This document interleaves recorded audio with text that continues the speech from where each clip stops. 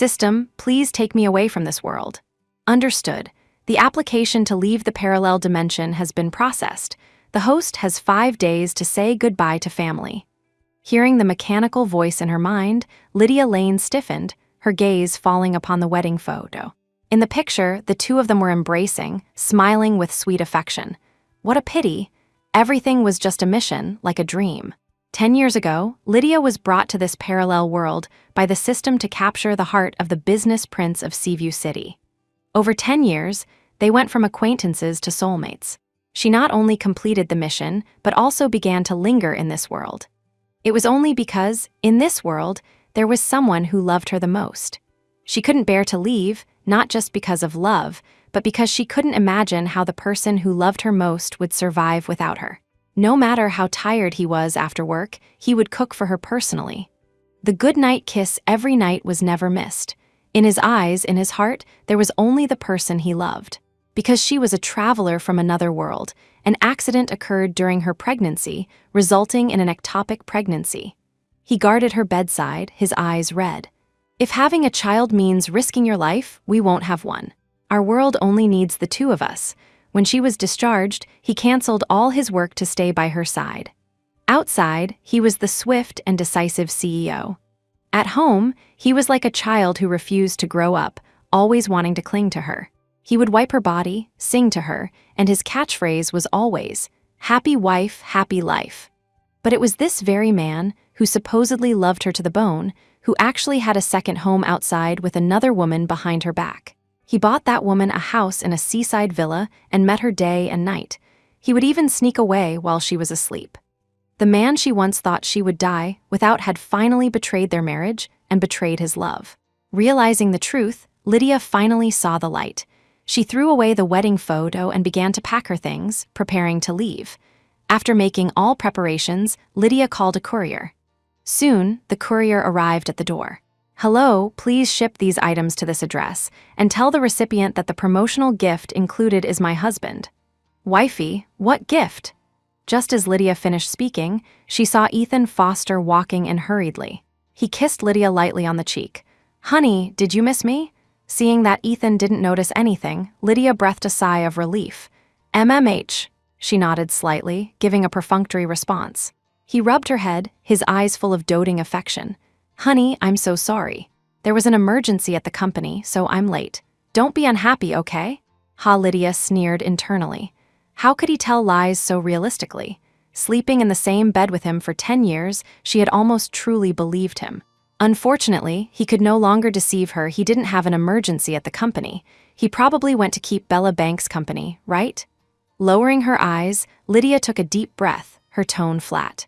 "Company matters are naturally the most important. I'm not that petty." As soon as he entered the door further, Ethan was shocked by the scene before him. The entire villa was empty. All the memories between the two of them were gone, especially the wedding photos. With a gloomy face, Ethan revealed a trace of imperceptible anger between his brows. "Lids, where are our wedding photos?" Lydia turned and sat on the sofa, looking at Ethan with no emotion in her eyes. "They got dirty. I sent them for dry cleaning."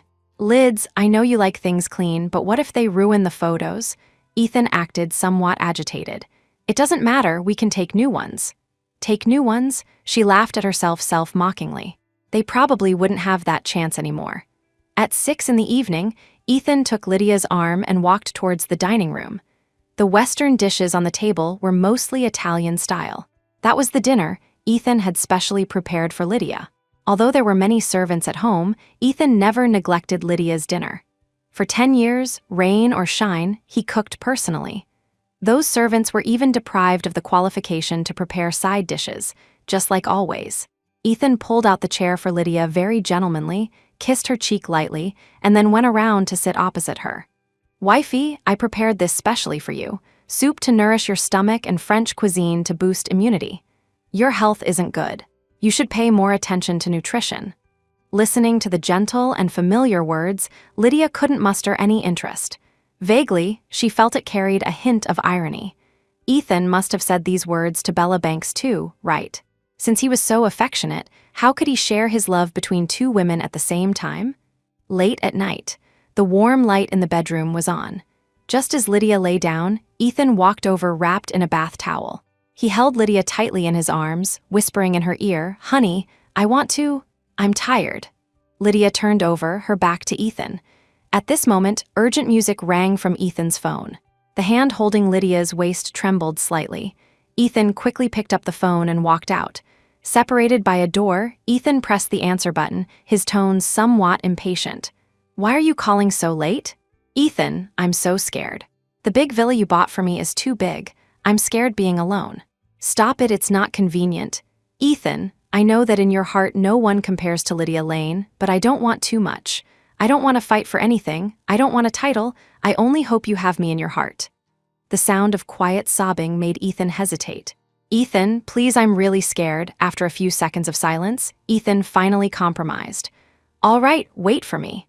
Hanging up the phone, Ethan opened the door and glanced at Lydia, who was pretending to sleep. Turning around, the sound of footsteps drifted further and further away. That night, Ethan did not return. In the morning, Lydia woke up from her dream and saw the message sent by Ethan. "Honey, something came up at the company. I left first." Putting down the phone, Lydia didn't reply. Lydia couldn't be bothered to pay attention to such clumsy rhetoric.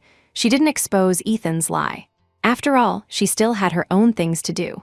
After leaving the house, Lydia went directly to a full-service funeral home. The staff member asked Lydia, "What is the name of the deceased and how old are they?" Lydia spoke without hesitation. "Lydia Lane, 28 years old, it is me." The staff member's eyes were full of disbelief. "Ma'am, you are so young, what illness do you have?" Lydia didn't answer her question, nor did she pay attention to her pitying look. She spoke plainly, "Please, on September 15th, take my body for cremation. Afterward, I don't need a grave, just scatter the ashes into the mountains." "Don't you need to notify your family?" The staff member was dumbfounded. Lydia gave a bitter smile. "I'm sorry, I have no family. My family is all dead." After the system took Lydia away from this world, her soul and body would be completely separated. Since the soul was gone, what was the use of keeping the decaying flesh? Did she still hope that the man who betrayed her would miss her? Coming out of the funeral service company, Lydia was preparing to go home, but unexpectedly saw Ethan holding Bella Banks, gently patting her back, whispering something in her ear. The movements of the two were very ambiguous. It looked like they were the family. Ethan Foster. Lydia didn't want to speak initially, but just as she was about to leave, she saw Ethan looking at her like a thief caught in the act. Hearing Lydia's voice, he pushed Bella Banks away and kept a distance from her. Lydia came to Ethan and looked up at him. "Didn't you have something to do at the company?" Her scrutinizing gaze fell on Ethan, and his eyes were obviously panicked. "Lids, don't misunderstand. On my way to the company, I saw Bella Banks crying here. Bella Banks held back the tears in her eyes, looking pitifully at Lydia. "Lydia, don't misunderstand. We really just met. It's all my fault, affecting Mr. Foster's work." After Bella finished speaking, a staff member from the funeral home walked over holding an urn. "Miss Banks, your pet dog's ashes have been processed. Please accept my condolences." Lydia looked at the ashes in Bella's hands. Yes, a loved one is gone. Naturally, one cries their heart out and needs comfort. Bella's face turned red, and she couldn't say a word for a long time. After storing the ashes, Ethan suggested eating together. Lydia didn't refuse. She just wanted to see how affectionate Ethan and Bella usually were. Along the way, no one spoke. Finally, it was Ethan who broke the awkwardness first. "Wifey, why did you come to the funeral home?" Lydia kept a cold face. "My friend's pet dog died. I came to handle it." Arriving at the restaurant, Ethan parked the car in the underground parking lot and protected Lydia all the way. Until they walked into the private room, he was either pouring tea or asking after her well-being. In the eyes of outsiders, he was simply the perfect family man. But at this moment, the door of the private room was suddenly pushed open from the outside. The manager in a black suit, leading several waiters holding various dishes, smiled brightly. "Mr. Foster, hello. This is your 100th visit to our establishment. On behalf of all the staff, I'd like to present you with a few dishes as a token of our appreciation. I wish you and your family a pleasant meal." The manager's polite words did not receive a response. Just as he was very confused, Lydia suddenly laughed. Probably because of Lydia's laughter, Ethan snapped back to reality. He was instantly furious and shouted at the manager, "What nonsense are you talking about? When have I ever come here with my family? I always bring my clients." The manager froze. "But, get out." Ethan's eyes were full of warning and dissatisfaction. Watching the manager leave dejectedly, Ethan quickly explained to Lydia, "Honey, really don't misunderstand. I just brought clients here a few times." As he spoke, his eyes stole a glance at Bella Banks. There were many things in that look: concealment, embarrassment, uneasiness. At this moment, Lydia really wished she was a fool so she wouldn't see through Ethan's lies and her heart wouldn't hurt so much. Bella Banks watched Ethan explaining everything to Lydia. Jealous anger filled her eyes. Her nails dug deep into her palms as she squeezed out an ugly smile. "Lydia, please don't overthink it. I did come with Mr. Foster a few times, but we always brought clients with us. We came here to discuss business." Looking at the two people in front of her, irony rose in the depths of Lydia's eyes. Just as they walked into the hotel, the waiters were respectful, and even the manager brought people to send dishes. Saying they rarely came, who would believe it? But this didn't seem so important to Lydia anymore. She was leaving this world soon. She was even ready to package her husband as a gift to give away. Would she still care about past betrayals? "Sit down and eat." Lydia sneered, then lowered her eyes and said, Sitting at the dining table, Lydia wanted to let this matter go. But the next second, her brows furrowed tightly. The table was full of dishes. All of them were the spicy cuisine she hated the most. Following Lydia's gaze, Ethan also looked at those dishes. He knew Lydia had a bad stomach and couldn't eat spicy food, so he took Lydia's hand. "Honey, these dishes aren't suitable for you. Whatever you want to eat, hubby will cook for you at home." "No need." Lydia shook her head. The meal ended hastily. In front of the hotel, Ethan held Lydia's hand, letting her lean gently in his arms. "Wifey, does your stomach feel uncomfortable?" Lydia shook her head. "I'm okay." This scene was seen by passing people, who all showed envious expressions. "CEO Foster treats his wife so well. Yeah, I so envy their love. If I can find a husband like CEO Foster in the future, I will definitely die of happiness in this life." Listening to the envious words around her, Lydia gave a self-mocking laugh. Were they really that happy? It probably wasn't as simple as it looked on the surface, right?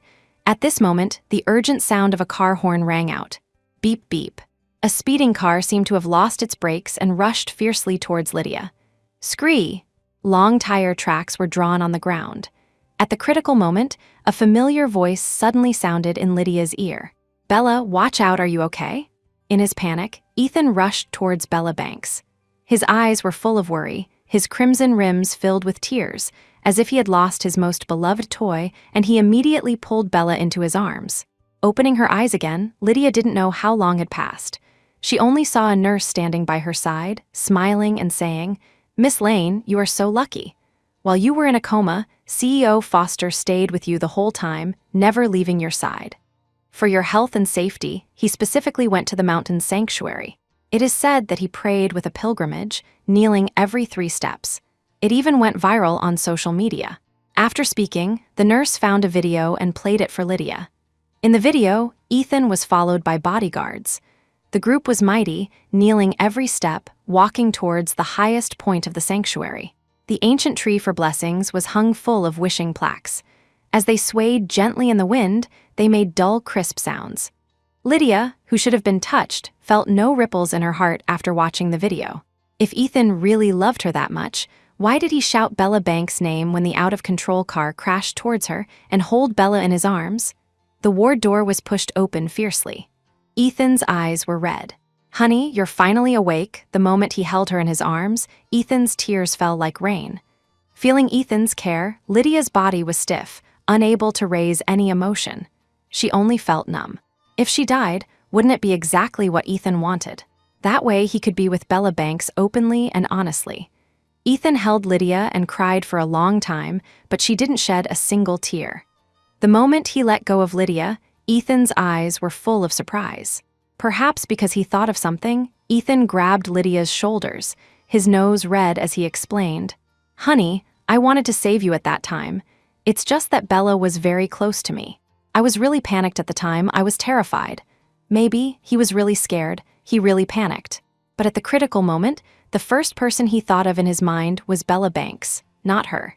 10 years of feelings couldn't match a moment of passion. Lydia found it terrifying just thinking about it. Closing her eyes, Lydia didn't want to listen to Ethan's clumsy lies anymore.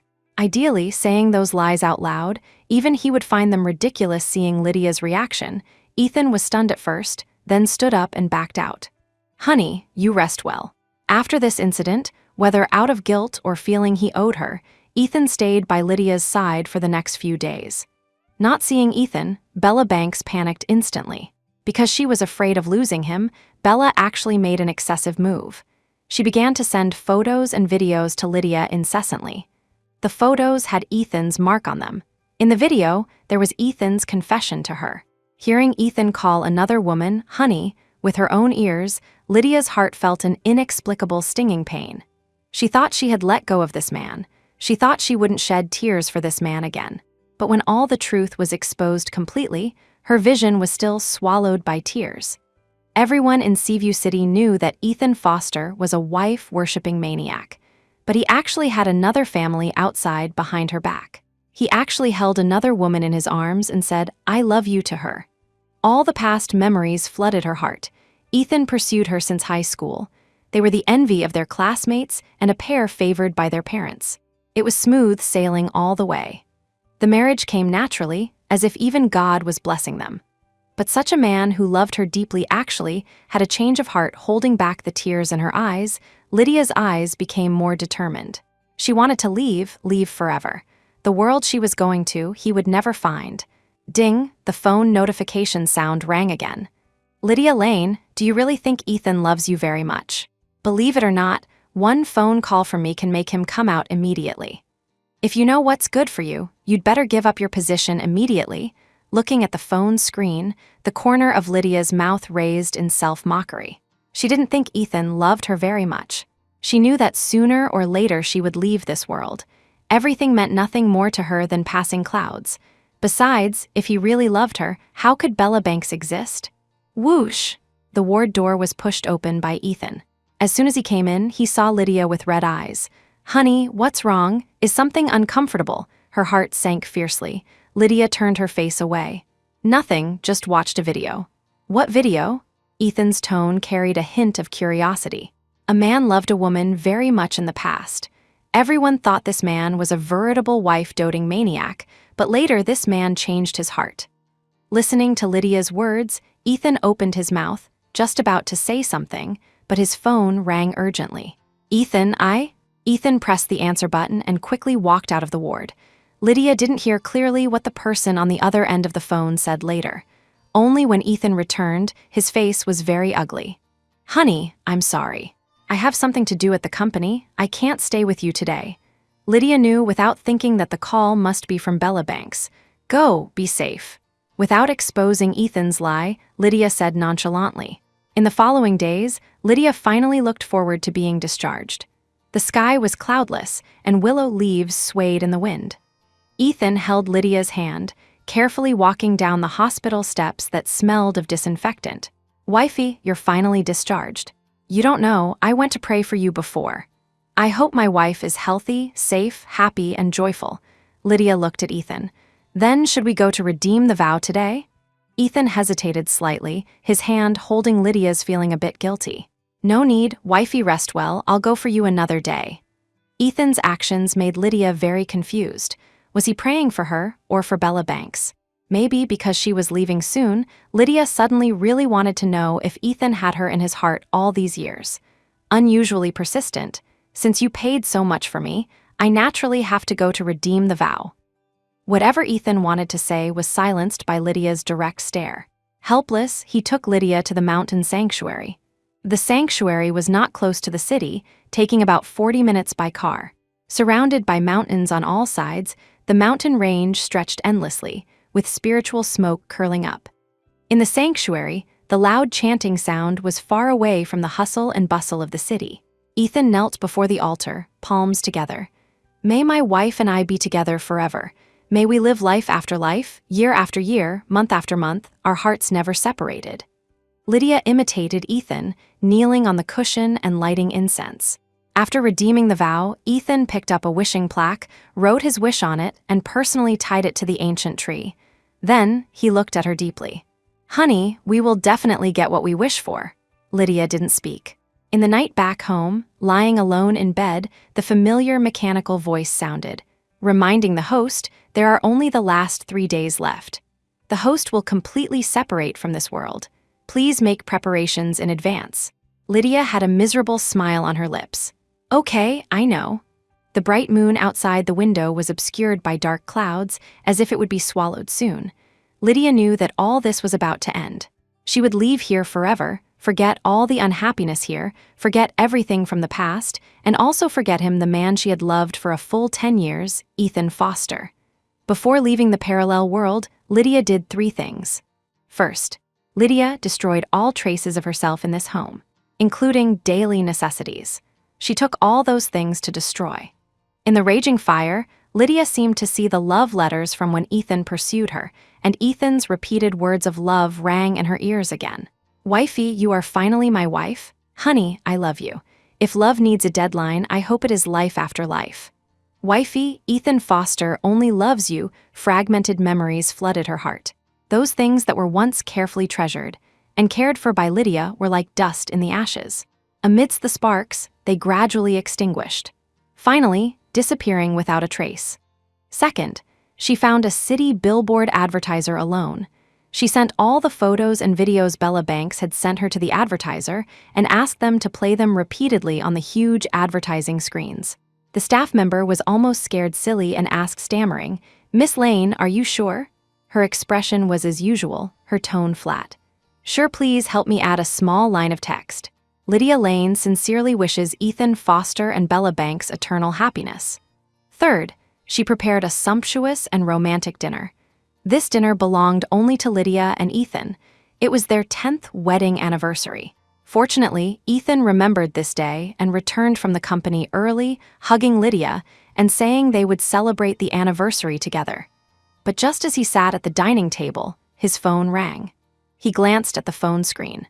When he pressed the hang-up button, his finger obviously trembled. Looking at Lydia apologetically, Ethan was silent for a few seconds before picking up the phone and walking out. Moments later, when Ethan returned, he looked anxious. "Honey, I'm sorry I can't spend our anniversary with you. There's an emergency at the company." "Honey, don't worry. I will definitely make up the anniversary to you when I have the chance." He kissed Lydia nervously, turned, and walked away hurriedly. Watching Ethan drift further away, there were no more tears in the depths of Lydia's eyes and no lingering love in her heart. Where he went was self-evident. "Okay, I'll wait for you." Wait for him? Until the next century? Or the next mission? Giving a bitter smile, Lydia withdrew her thoughts and whispered, "Ethan Foster, goodbye." She watched Ethan's back until that figure completely disappeared from her sight. Finally looking at the empty home, the place where she had lived for 10 years. Every corner held memories of her and Ethan. The living room, he knelt on one knee and asked if she was willing to marry him. The moment she nodded in agreement, his eyes instantly turned red with excitement. The bedroom. The lingering scent of love seemed to still float in the air. Now, things remained, but people had changed. The kitchen. Rain or shine for 10 years, he personally cooked nutritious meals for her. That figure seemed to still echo in memory. But suddenly, it all disappeared. He said he would let her bully him for a lifetime. He said he would hold her in the palm of his hand for a lifetime. He said he promised not to let her suffer a bit of grievance. But later, these words were like a candle in the wind, disappearing without a trace. When Lydia returned to the bedroom, she felt only emptiness in her heart, and a wave of exhaustion she had never felt before swept through her body. Suddenly, a figure popped up in her mind again, Ethan Foster. At this time, what was he doing? Lingering with Bella, saying the love words he said to her back then to Bella? Or discussing a showdown with her, waiting to marry Bella? With a light chuckle, Lydia silently looked up at the wall clock. When the hour hand pointed to 12, Lydia slowly closed her eyes. Ding! The system's voice sounded. "Host, the time to leave the parallel world has arrived. Please prepare." Beep, beep, beep. Mechanical sounds rang continuously. Lydia only felt as if she had fallen into a huge vortex. Her soul rose slowly, weightless. Looking down, she saw the body that once belonged to her lose its breath. The corners of her mouth pulled into a detached smile. Ethan Foster, Goodbye, never to see you again in this life. Ah! Ethan, who was holding Bella Banks in his arms, suddenly felt as uncomfortable as if his heart had been hollowed out and couldn't help but exclaim. Bella's fair hands touched his chest, and her flaming red lips were about to kiss him when she was fiercely pushed away by Ethan. Ethan, what's wrong? Ethan was absent-minded. He grabbed his clothes and was about to leave. Ethan, where are you going? Ethan shook off Bella's pulling arm. Without looking back, he strode away. Ding dong! The moment the door opened, the doorbell rang simultaneously. The courier looked at Ethan and paused for a moment. Excuse me, are you Mr. Ethan Foster? What is it? Ethan looked confused. The courier moved several large boxes in front of Ethan and wiped his sweat. Mr. Foster, these items were sent to you by Miss Lydia Lane. Please sign for them. Lydia. Hearing this name, Ethan's face instantly darkened. Why would she send things to this address? Could it be she knew everything? After signing, Ethan opened the boxes. Inside was all of Ethan's past. The love letters Ethan gave to Lydia. The jewelry Ethan gave to Lydia. The expensive clothes and high-end bags Ethan gave to Lydia. Fingers pinching the edge of the box, Ethan felt as if his heart was dripping blood, a feeling as if he had been instantly hollowed out. How did she know? How did she know this address? Many thoughts flooded his mind. Ethan's face was gloomy as he rushed out quickly. On the drive home, at the traffic light intersection, the large advertising screen was full of photos of Ethan holding Bella Banks. Below the screen, there was a particularly conspicuous line of words. Lydia Lane sincerely wishes Ethan Foster and Bella Banks eternal happiness. Many people in Seaview City envied Ethan and Lydia's love. Naturally, quite a few people recognized him. Plus, he had prayed for Lydia before and made it to the trending search, so even more people recognized him. Isn't that Ethan Foster? Scumbag still has the face to come out. It's disgusting to see this kind of man. Ethan was wondering what happened when he looked up and saw the photos and videos of him and Bella on the big screen. A terrible premonition flooded his heart. Ethan only felt a buzzing explosion in his head. Everything in front of him became blurred. Ethan slammed on the gas, ran more than 20 red lights, and rushed into the house at the fastest speed. The moment he pushed open the door, Ethan stood frozen on the spot. His bottomless eyes turned crimson. He looked around but didn't see Lydia. Only an empty home. Facing everything in front of him, Ethan panicked instantly. He began to search frantically. Bedroom, study, kitchen, rooftop, garage. He searched every place he could think of, but he just couldn't see Lydia. Honey, wifey, with low roars, tears filled Ethan's cheeks. He slowly squatted down, holding his head with both hands, crying uncontrollably. His heart felt hollowed out, and his whole being was filled with intense regret. After a long while, Ethan held back the tears in his eyes and took out his phone to dial frantically. Hello, the number you dialed is powered off. Hello, the number you dialed is powered off, the mechanical voice sounded, making Ethan feel utterly hopeless. His gaze looked at every corner of the home again. It was as if Lydia's figure was still in front of him. Her eyes held lingering love, and the corners of her mouth curved into a sweet smile. Coming back from his trance, Ethan couldn't believe Lydia would really leave. Picking up the phone again, Ethan contacted everyone who knew Lydia. Have you seen my wife? Is my wife with you? Give my wife back to me quickly, just like that, until 2 hours later, Ethan still hadn't received any news about Lydia. During this time, the photos and videos of Ethan and Bella had been played hundreds of times on the large advertising screens. In an instant, the stock of Ethan's company plummeted, and he was quickly pushed to the forefront of the storm. Someone smashed his car, calling him a liar. Others cursed him upon seeing him, saying a man like him was a typical scumbag. As a result, the usually high and mighty Ethan could only hide at home, afraid to go out. It never rains, but it pours. Coincidentally, at this time, Ethan received news that Bella Banks was pregnant. Because after the incident was exposed, Ethan's company faced a crisis, and since he hadn't gone to the company during this time, Bella didn't have Ethan's protection and was often abused by colleagues. Neighbors looked at her with strange eyes, pointed at her, and even contacted property management to make her get out of the community. With nowhere to go, she could only come to find Ethan. Ethan, I'm pregnant. Slap. As soon as Bella's voice fell, Ethan raised his hand and slapped her. His eyes were filled with endless anger. He had told Bella long ago not to cause trouble, but she wouldn't listen and even sent their photos to Lydia. This woman was too venomous. Lydia's departure had everything to do with her looking at Bella, who was crying like a tearful person in front of him. Ethan didn't deny that he had once been moved by this woman. But how could a moment of passion compare to eternity? "Get out," Ethan roared, scaring Bella into trembling all over. She thought Ethan would be very happy, but she didn't expect him to say such words. "Ethan, get out." Bella stood still, looking at Ethan with eyes full of disbelief. Her knees went soft, and she fell with a thud, kneeling at Ethan's feet, clutching his pant leg. "Ethan, you can't abandon me. I'm carrying your flesh and blood. Won't leave, right?" Ethan's eyes were like ice, ordering the servants, "Throw her out." If Lydia hadn't left, perhaps Ethan might have held a trace of fantasy about Bella out of impulse. But seeing her use despicable means to force Lydia away showed how narrow-minded and venomous she was deep down. Ethan looked down on such a woman, and he certainly wouldn't let her enter the Foster family's door the moment the villa door closed. Ethan's eyes were like torches, his tone cold as ice. "Go abort the child." Listening to Ethan's words, Bella was instantly drowned in tears. She thought that with Lydia gone, she could replace her. But she never dreamed it would result in Ethan's abandonment. Crying for who knows how long, Bella slowly stood up and took out her phone to call Ethan's mother. "Mom, I'm pregnant with Ethan's child. Her parents died when she was very young, and she grew up in an orphanage."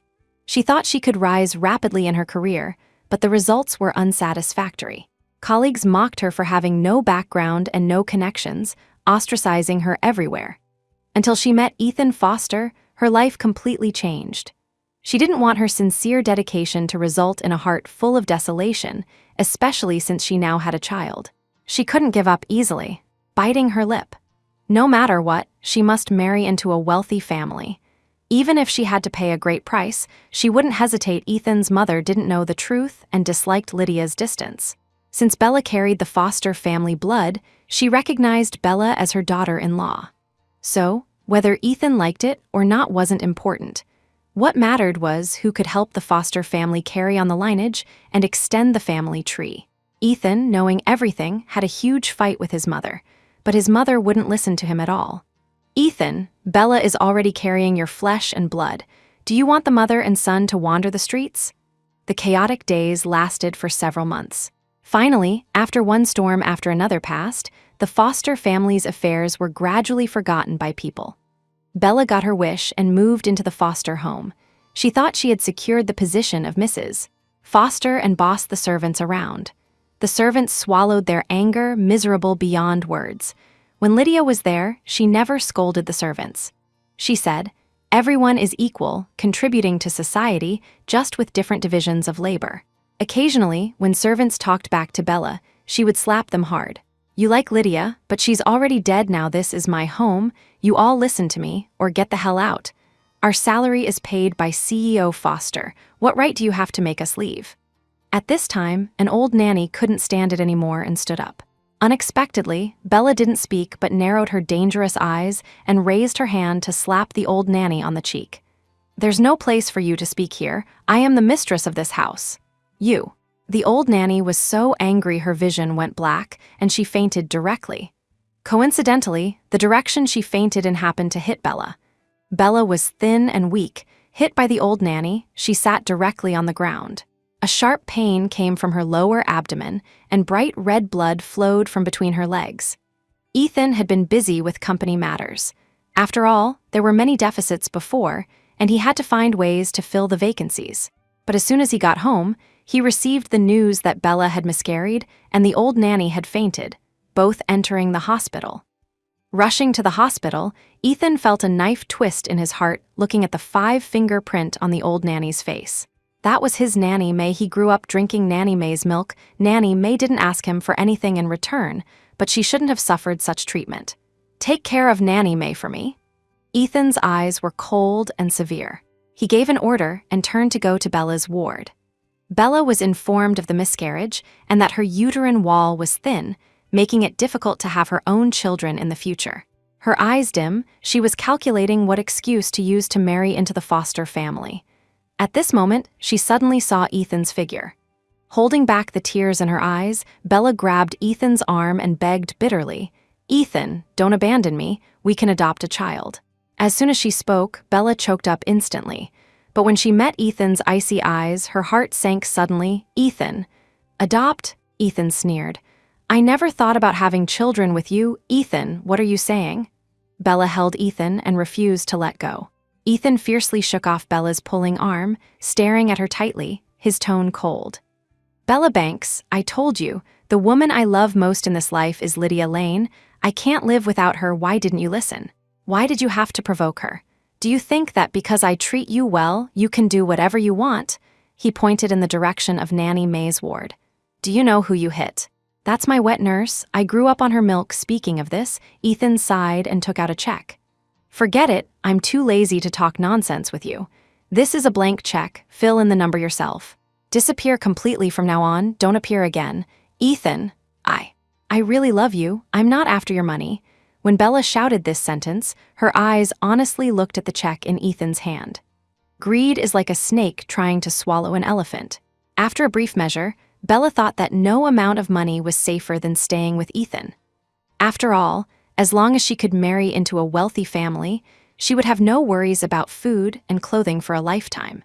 But money, no matter how much, would run out one day. "Ethan, I've been with you for so many years, not fighting for favor, not asking for status. Please don't abandon me, okay?" Enough. Before Bella could finish her words, she was interrupted by Ethan's cold words. "We were together after all. Isn't it good to part on good terms?" "No, I don't want to. I can't bear to leave you, Ethan. I really love you so much." As Bella spoke, she tried to grab Ethan's hands but was impatiently thrown off by the man. Seeing this, Bella simply stopped pretending. Looking coldly at Ethan, "Ethan, you obviously loved me so much before you could ignore Lydia for me. Was it all pretending? In front of Lydia, you can pretend to love Lydia very much, and when you are with me, you pretend to love me very much, right?" As her voice fell, Bella choked up, tears bursting from her eyes.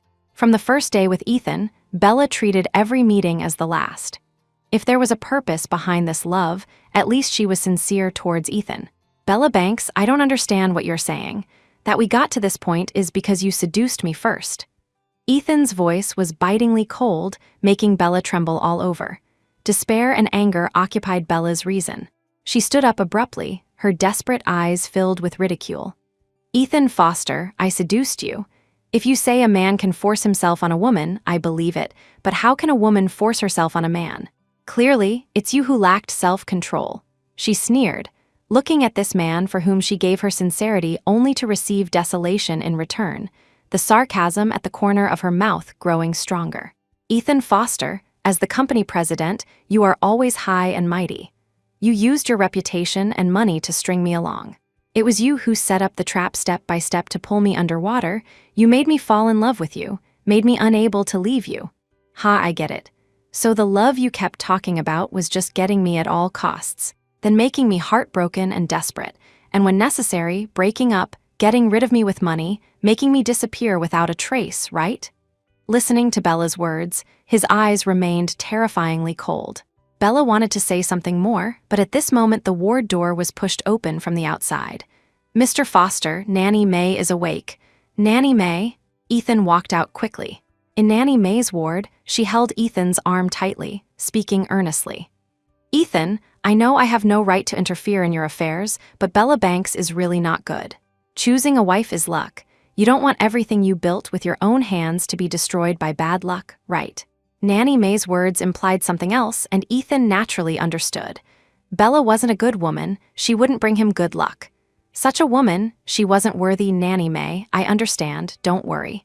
When Ethan spoke, his eyes were unusually determined. Although he didn't say it explicitly, his thoughts were self-evident. He absolutely couldn't let Bella marry in. He wanted to find Lydia. He must find Lydia and bring her back. Nanny May nodded. "Ethan, remember this at all times. Only the rice in your mouth is food, only the clothes on your body are clothes, and the only one who truly aches for you is your wife." Listening to Nanny May's words, Ethan's eyes turned red instantly. His heart felt as if it had been smashed by a sharp weapon. It hurt so much he couldn't breathe. Opening his mouth, Ethan wanted to say something, but in the end, it all turned into silent bitterness. Nanny May, I know what to do. I will find Lydia, admit my mistakes proactively, and strive for her forgiveness. Coming out of Nanny May's ward, Ethan stood in the long hospital corridor, looking into the distance. Where did Lydia go? He had contacted everyone she knew. Could it be? She was in a bad mood and went traveling abroad, but why were all her things gone too? He couldn't figure it out no matter what. Ethan didn't understand how a living person could vanish into thin air. CEO Foster, we found the madam. The servant's voice trembled, not daring to even look at Ethan. Frowning tightly, Ethan asked urgently, where is she? The crematorium. Hearing this news, Ethan couldn't believe it at all. They must have identified the wrong person. His body swayed, and Ethan almost fainted directly. But he still held his forehead to steady himself and rushed out quickly. When he arrived at the place, Ethan acted very out of control. He grabbed the staff member by the collar. Did you make a mistake? What evidence do you have to prove that the dead person is my wife? The staff member didn't understand, but still spoke about the full-service funeral arrangement. At the same time, he showed Ethan the relevant documents from the funeral company. Taking the documents, Ethan's hands trembled, and he was completely swallowed by tears. Terminal illness diagnosis notification, cremation confirmation form. With red eyes and staggering steps retreating backward, Ethan grabbed the wall to barely stand steady. It turned out Lydia was sick, but she didn't tell him. She gritted her teeth and bore it alone, left silently alone, booked the funeral service alone. But what was he doing during that time? He was accompanying Bella Banks, feeling sorry for her pet dog. His hand, clutching the documents, trembled uncontrollably. Like a child who lost his beloved toy, Ethan leaned against the corner of the wall, sinking down inch by inch, squatting there and wailing loudly. Why? Why did God torture him like this? He truly lost the person he loved most forever.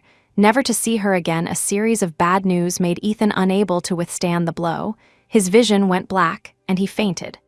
A few seconds later, Ethan woke up from the numbness. Remembering what Lydia had said to him, a man loved a woman very much, but in the end, this man changed his heart. If you change your heart one day, I will leave you forever. Mr. Foster, are you okay? The staff member patted Ethan's shoulder. When Miss Lane made the appointment with the funeral service, they asked her if she wanted to contact her family, but Miss Lane said her family was all dead. The staff member said the last few words very lightly, as if seeing through the betrayal, bearing not to add insult to injury, not wanting to hurt Ethan further. What else did she say? Ethan propped himself up to stand, looking at the staff member dejectedly. She said she didn't need a grave after death, just scatter her ashes in the mountains. Ethan couldn't listen to whatever the staff member said afterward. He just realized. It turned out Lydia knew from the very beginning. It turned out she hated him so much she didn't even want to leave him a chance to pay respects. Returning home, looking at the empty room, Ethan seemed to still see Lydia's smiling face, the figure that appeared by his side at all times. Trying to find some fragmented memories in her room, however, she didn't leave a single thing worth remembering, disappearing so thoroughly. Ding! The phone notification sounded. Ethan fantasized it was Lydia, but the message on the phone screen made him even sadder. Mr. Foster, Nanny May's high fever wouldn't go down. She passed away. A grand burial. Ethan extended a trembling finger and simply replied with 3 words heavy as gold. Clutching his heart, overshadowed by sorrow. After returning to the real world, the system gave Lydia a reward of $100 million. Hiding under the covers, Lydia laughed for a full night. In the real world, Lydia was a student with excellent character and learning. She was studying for her PhD. One day, on her way home from school, just as she left the school gate, she saw a truck rushing towards a girl. In a moment of urgency, Lydia ignored everything else and rushed directly in front of the little girl, trying to protect her with her weak arms. As a result, reality gave Lydia a fierce slap. The little girl was saved, but she was knocked flying. Fortunately, the system took her to another parallel world. She thought everywhere was the same. As long as she had a husband who loved her, she could live happily. Unexpectedly, 10 years resulted in Ethan's cheating. Thinking back now, Lydia truly regretted it. If she had come back after finishing the task, why waste time in another world? Time? Thinking of this, Lydia picked up her phone and checked the calendar. 10 days. It had only been 10 days since her accident in the real world. A burst of astonishment. At this moment, Lydia's phone rang. "Hello, Miss Lane, the school sponsor wants to meet you." "Oh, okay." She hung up the phone in a daze. She hadn't been to school for 10 days. She should explain to the leaders. But what did the sponsor want with her? With doubts in her heart, Lydia followed the address left by the other party and walked towards the Jenkins group. The secretary receiving Lydia was gentle and pleasant. After taking Lydia to the reception room, she brewed a cup of tea for her. Sitting in the reception room waiting, Lydia felt inexplicably flustered. The Jenkins group was a business tycoon in the real world, far surpassing the strength of the Foster family in the parallel world by unknown multiples. "Miss Lane, please wait a moment, the president will be here soon." "Okay, thank you," Lydia smiled. 5 minutes later, the door of the reception room was slowly pushed open. The man who walked in was fully 185 cm tall, wearing a dark blue custom-made suit. Even through the clothes, one could see his muscular figure. Those bright and piercing eyes made it hard to look away. She thought the president of Jenkins Group would be an old man. Unexpectedly, he was a handsome guy. "Hello, Mr. Jenkins. My name is Lydia Lane. The school notified me to see you." Julian Jenkins smiled faintly and waved his hand at Lydia. "Miss Lane, no need to be polite, please sit." Sitting opposite Lydia, Julian soon fell into silence, not speaking for a long time. Finally, it was Lydia who asked in surprise, "May I ask if Mr. Jenkins asked me to come for something?" Hearing Lydia's words, the man who had been silent for a long time slowly looked up and met her gaze. "Since Miss Lane is so straightforward, I'll get straight to the point. My wife passed away. I want to find someone to help me take care of the child, so if Miss Lane is willing, we can sign a contract. I don't have any requirements as long as Miss Lane can spend more time with the child. Of course, if Miss Lane is unwilling, then pretend I never said anything." After speaking, the man looked at Lydia nervously, seeming to wait for her answer. He knew it was indeed abrupt to say such things on the first meeting, but no woman in the world was more suitable to be his child's mother than Lydia. Actually, as the handsome president of Jenkins Group, Julian never lacked female pursuers. Whether they were professional businesswomen or nightlife flirts, any woman who saw him would throw themselves at him. After all, the Jenkins family had a big business. Marrying into the Jenkins family meant no worries about food and clothing and enjoying endless glory and wealth for the rest of life. But Julian had always been self-disciplined. Ordinary women simply couldn't catch his eye. After thinking carefully for a while, Lydia asked doubtfully, "Can I see the child first?" Julian thought such an abrupt request would definitely be rejected. But unexpectedly, Lydia actually agreed in a roundabout way. A trace of joy flashed in his eyes. "Okay, let's go over now." Jenkins' villa. The little girl held a teddy bear plushie. The feeling of being alone looked very desolate. A trace of pity flashed in her eyes. Lydia suddenly thought of herself. She often played alone. From childhood to adulthood, she didn't have many friends. Not for other reasons. Mainly because all her time was used for studying. Friends said she was a typical bookworm, very boring. Over time, except for 2 classmates in school, all her friends drifted away. "Her name is Nina Jenkins. After my wife passed away, she rarely goes out. She thinks about finding her mother all day long. Her personality has become very autistic, and she rarely speaks."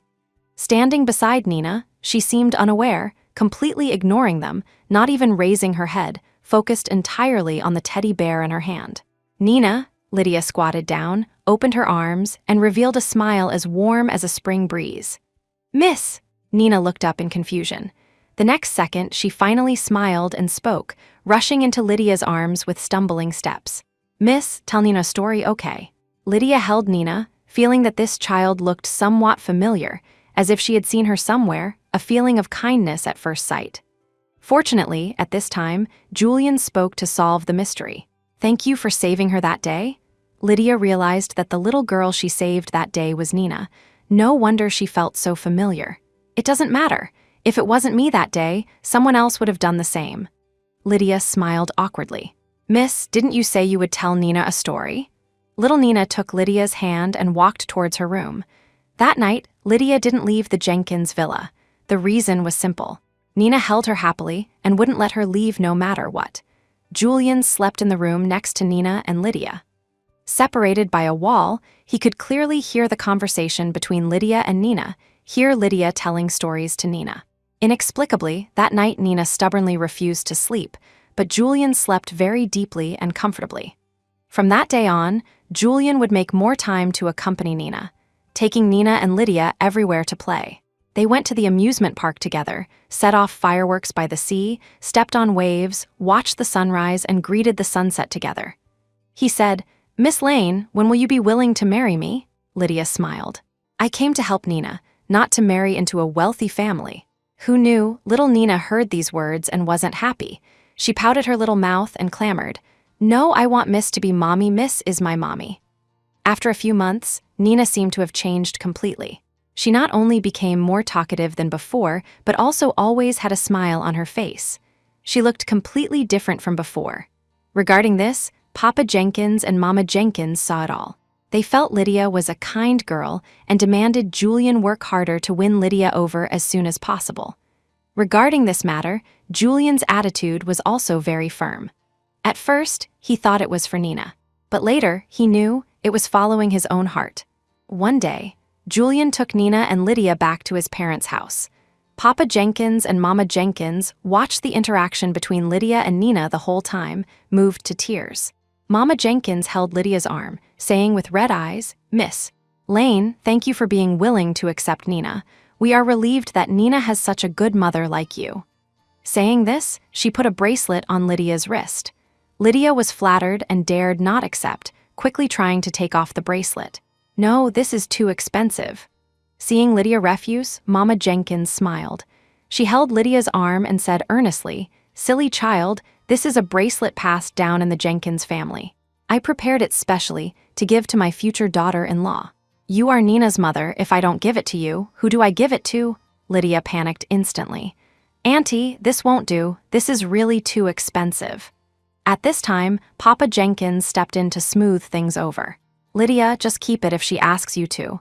This is imperial green jade, such a good thing. She won't even give it to me when I ask." Listening to Papa Jenkins, Lydia looked at Julian. His gaze was burning, nodding at Lydia continuously. "All right, thank you, Auntie." "Silly child, calling me Auntie now. Later you should change it to Mom." "Wow, Mommy has a mommy too. Oh yeah." Looking at the excited Nina, Lydia pulled her into her arms. A warm family atmosphere spread. However, happy times always seem short, until a crisp mechanical beep sounded in Lydia's mind. She thought that returning from the parallel space meant the mission was completed and she could pursue her dreams and live happily in the real world. Who knew it would pop up again so inopportunely? "Hello, host, the system has malfunctioned. Please return to the parallel world." "But I haven't prepared yet." Entering countdown now, 3, 2, 1. Whoosh! A white light flashed and disappeared. Lydia returned to the parallel space again.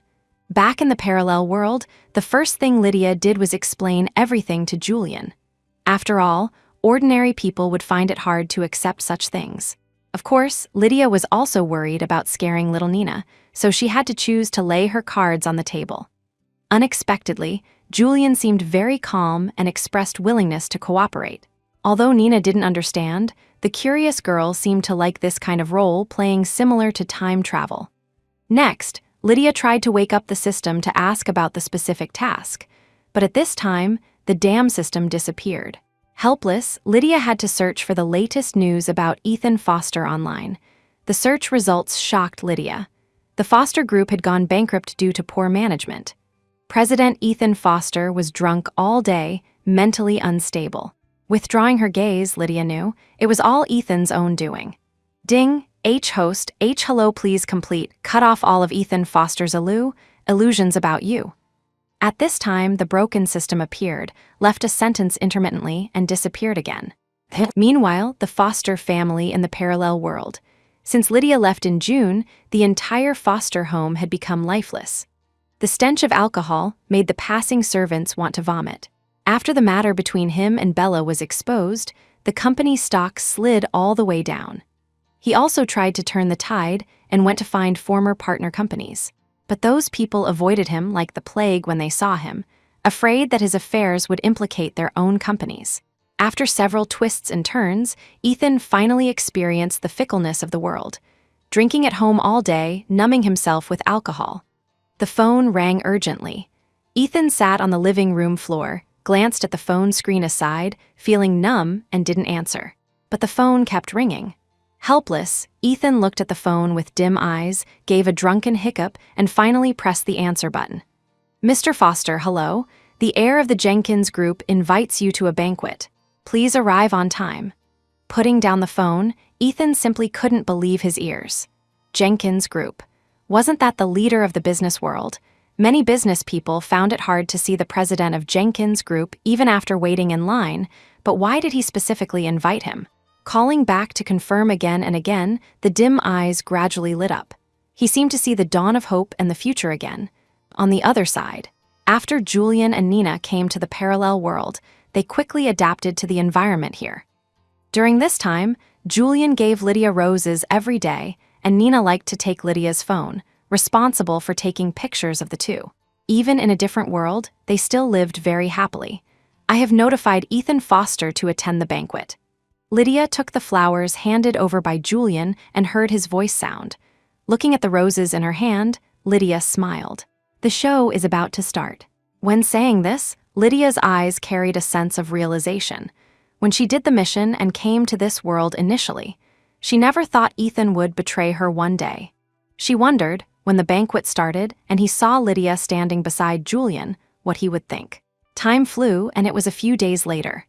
On the day of the banquet, Julian held Nina, took Lydia's arm, and they got into their exclusive ride, a top-spec Rolls-Royce.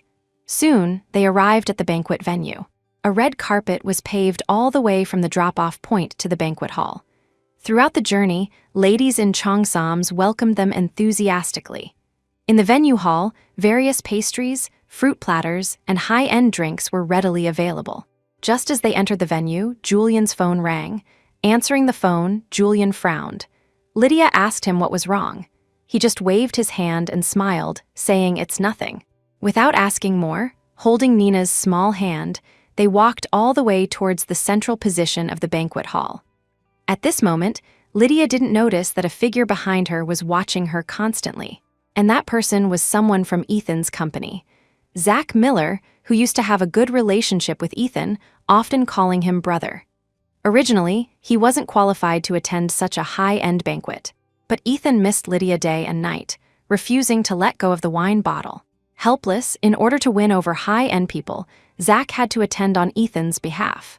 Who knew, as soon as he entered the venue, he saw Lydia at first, Zach didn't dare believe the person he saw was really Lydia. After all, Lydia was dead. The crematorium had already notified of the cremation. He had witnessed the whole process, but he clearly heard the man beside Lydia call her by the same name. A trace of panic flashed in his eyes. Zach quickly took a photo and sent it to Ethan. Ethan received the call drunkenly, and the alcohol instantly dissipated a lot. Holding the phone, he roared, "What did you say?" Hanging up the phone, Ethan's eyes were crimson, looking terrifying. Back then, not seeing Lydia one last time had always been a wound in his heart. But Lydia was dead. He was present during the cremation. If the person Zach saw was really Lydia, did he encounter a ghost? The steps trying to rush out the door stopped abruptly. Why didn't he believe it could the dead come back to life? But looking at the photo sent by Zach, it was indeed Lydia. Everything was so real. Examining it carefully for a long time. After all, being husband and wife for 10 years, Ethan confirmed that the person in the photo was indeed Lydia. Trembling fingers caressed the phone screen, tears dripping down involuntarily. How long had it been since he saw Lydia? It seemed like centuries had passed. After Lydia left, he sent Bella away and got drunk all day. He hated himself to death, hoping Lydia could come into his dreams. Or hoping he would die too, to go to the world where Lydia was. But after experiencing so many emotional twists and turns, her figure appeared in his sight once again. After not seeing her for so long, she was still so beautiful. It seemed she had more flavor than before.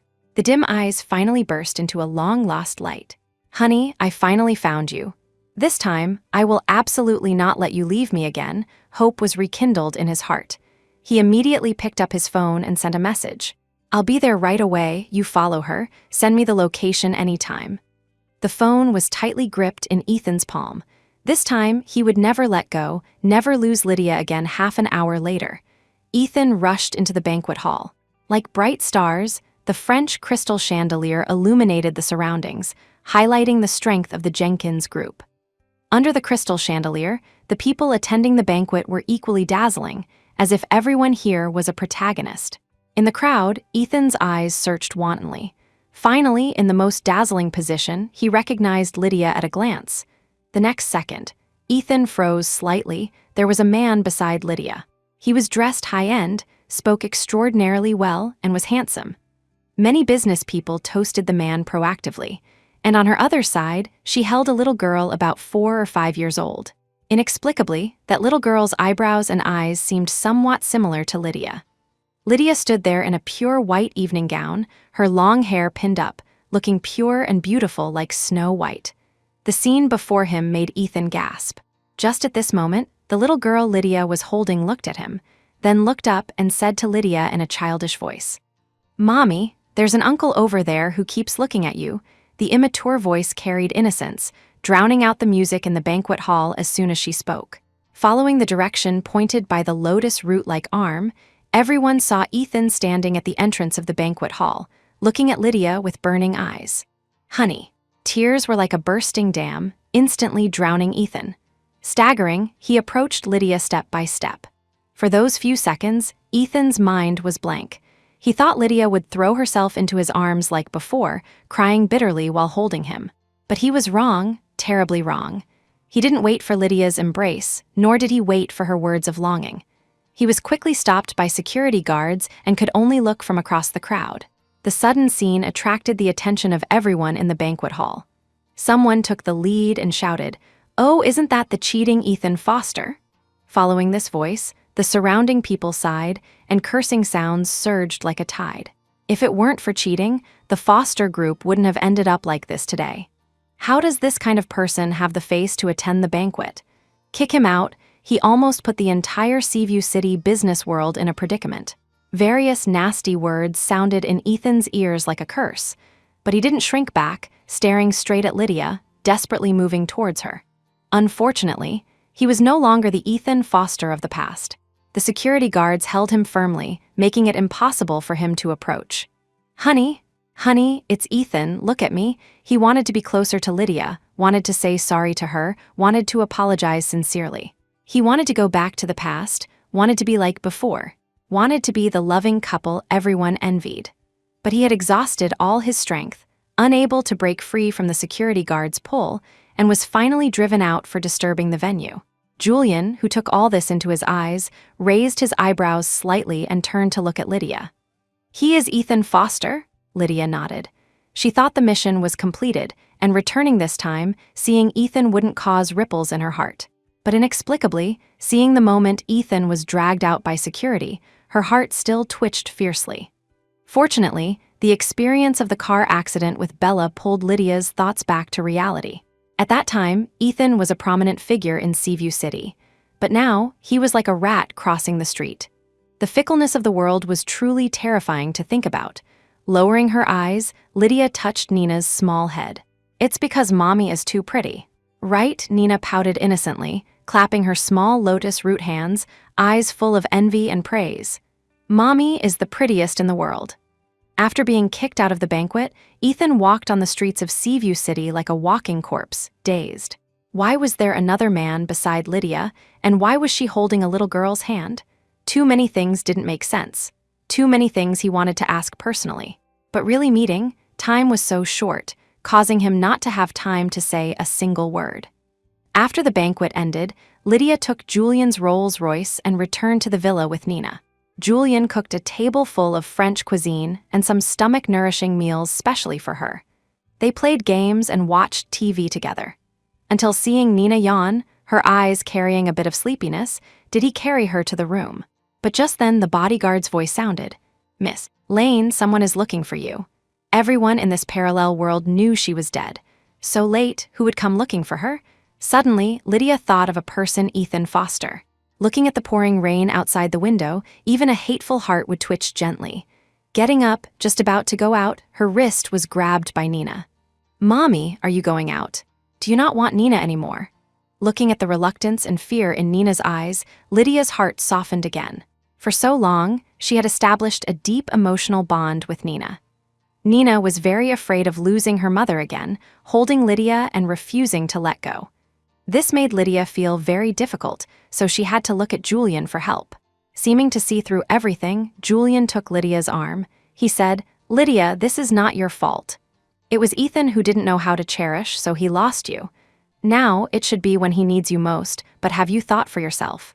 He comes to find you when he needs you, betrays you when he doesn't need you. What does he take you for? Since you have reached this step, a broken mirror is hard to round again. Whatever you do depends on you. I hope you can follow your heart and make the most correct choice." Julian's words sounded profound, but one sentence was true. Some things, maybe she should think for herself. "I understand." Lowering her eyes, Lydia whispered, "You're right, since fate has ended, it's a past that can never be returned to. But there are some words I must make clear to him face to face. I don't want him to disturb my peaceful life again. Of course, there is another reason for the mission." Julian didn't say anything more, just smiled and nodded. Leaning over, kissing Nina on the cheek, Lydia whispered, "Nina, be good, sleep well alone at home. Mommy promises Nina will see Mommy as soon as she opens her eyes, okay?" Nina nodded, hugged Lydia and kissed her cheek, then lay obediently on the bed and closed her eyes. After leaving the house, Lydia saw a familiar figure standing in the heavy rain, letting the rain soak his whole body without moving a bit. Seeing Lydia walk out of the villa, the man's tears and rain blurred his vision together. Reaching out to wipe his cheek, Ethan strode forward, opening his arms. The next second, just as he was about to hold Lydia in his arms, he saw the man behind her, froze, and stood stunned on the spot. "Honey!" Opening his mouth, Ethan was drowned by tears again. Lydia and the man behind her each held an umbrella. Her umbrella was held over Ethan's head, her eyes flat as water, looking like she was looking at a stranger. After a few seconds of silence, Lydia's voice sounded along with the crash of the heavy rain hitting the ground. "Finished crying. Ethan, I remember telling you on our wedding day that I hate lies the most. But you bought a villa for Bella, went to have an affair with her every day after coming back from the company. Why could you still pretend to be so good to me? Why lie to me?" Lydia thought her heart would be calm when saying these words. But inexplicably, as soon as the words came out, her heart felt congested and a wave of anger surged. For this man she once loved deeply, her once anticipated lover, she was truly heartbroken. She hoped they could be happy forever, but sincere dedication was exchanged for a heart full of desolation. All expected beauty was just Ethan's skilled disguise. "Ethan, it's not that I didn't give you a chance. Every time there was an emergency at the company, didn't you go to find Bella? I asked you to come back early, but how did you answer? You pretended nothing was wrong, let me sleep well, taking me for a fool, right?" When she first discovered Ethan and Bella were close, she still fantasized that Ethan loved her and wouldn't do excessive things. Until Ethan came home less and less. Until she had a car accident, and the man who claimed to love her most actually threw himself at Bella.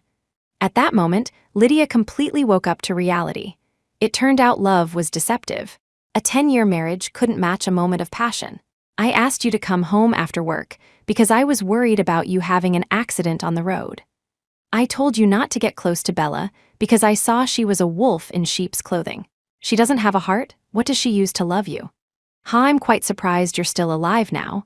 I thought that White Lotus would make you marry her, then kill you to inherit all your assets." Knowing Ethan for so many years, this was the first time Lydia spoke harsh words. The eyes looking at Ethan no longer held love, nor hate. More of it was melancholy and irony. After this period of separation, Ethan finally understood a truth. That was, the person he loved most had always been Lydia, and no one could replace her. At this moment, listening to Lydia's ironic words, Ethan slowly lowered his head. 1,000 words turned into silent tears, leaving only secret sobbing. If it were before, for other things, Lydia would definitely comfort him, persuade him. But now she only had complaints. In the rain, Lydia's phone rang, and she answered directly without thinking much. "Mommy, didn't you say as long as I open my eyes again, you would appear by my side? I've already opened my eyes, why aren't you here?" Lydia's voice became soft, whispering comfort. "Nina, be good, Opening eyes again doesn't mean blinking, it means waiting until dawn. As soon as her voice fell, Ethan became anxious instantly. Lydia, who is that kid? Why does she call you mommy? Ethan's roaring voice scared Nina on the other end of the phone into crying. Mommy? Wah wah. Nina cried miserably, heartbreakingly. Nina, be good, don't cry, you are a big kid now, learn to be strong. Seeing Lydia care so much about the child on the other end of the phone, Ethan's eyes were full of disbelief.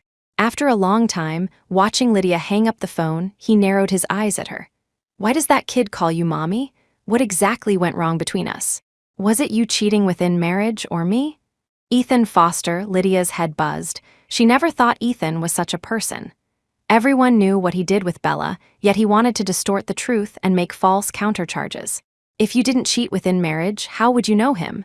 Ethan roared with red eyes, pointing his finger at the man behind Lydia. Also, why does that child call you mommy? When did you have a child for that scumbag? Looking at the enraged Ethan, Lydia gave a self-mocking sneer. Ethan, you also know what pain feels like. Then, can you imagine how my heart shattered when you were with Bella?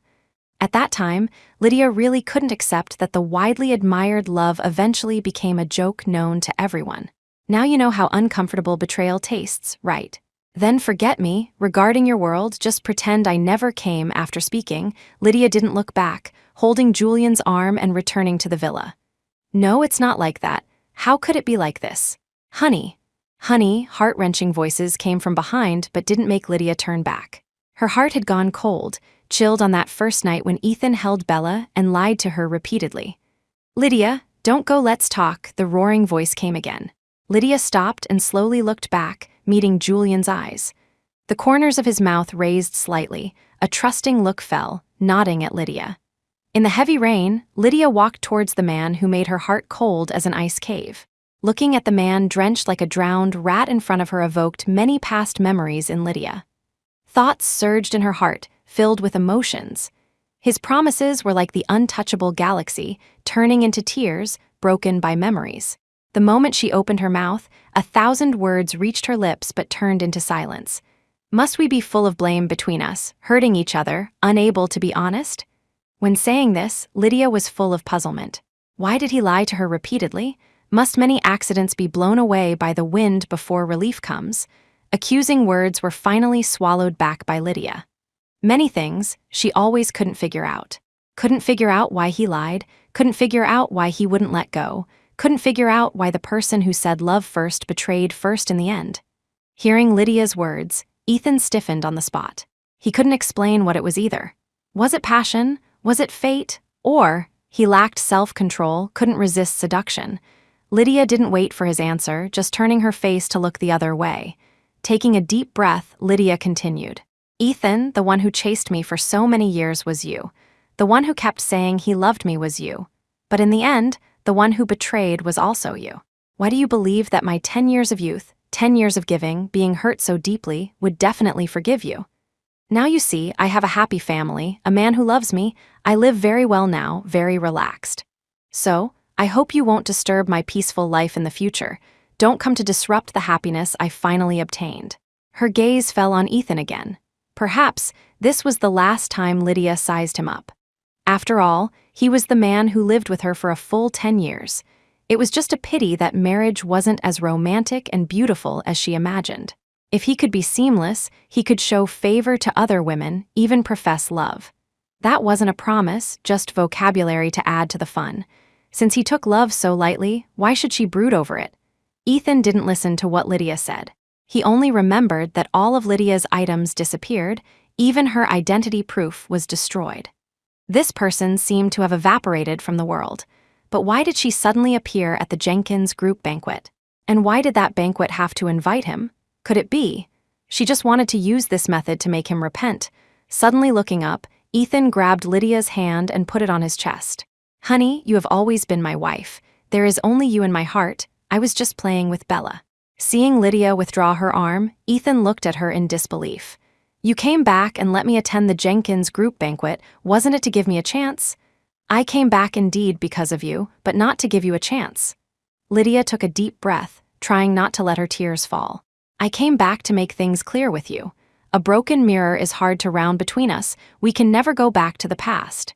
Hearing Lydia's words, Ethan's face darkened instantly, his eyes full of bitterness. "Honey, any man makes mistakes. Why can't you give me one chance? Why can't you forgive me?"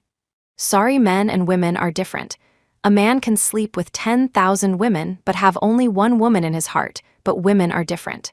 Whoever's bed she climbs into, she gives her heart to him. "I don't deny, maybe you still have me in your heart, reluctant to let me leave, but time will prove everything. You will let go in the future. Thank you for the mistakes you made, allowing me to possess someone who understands love better."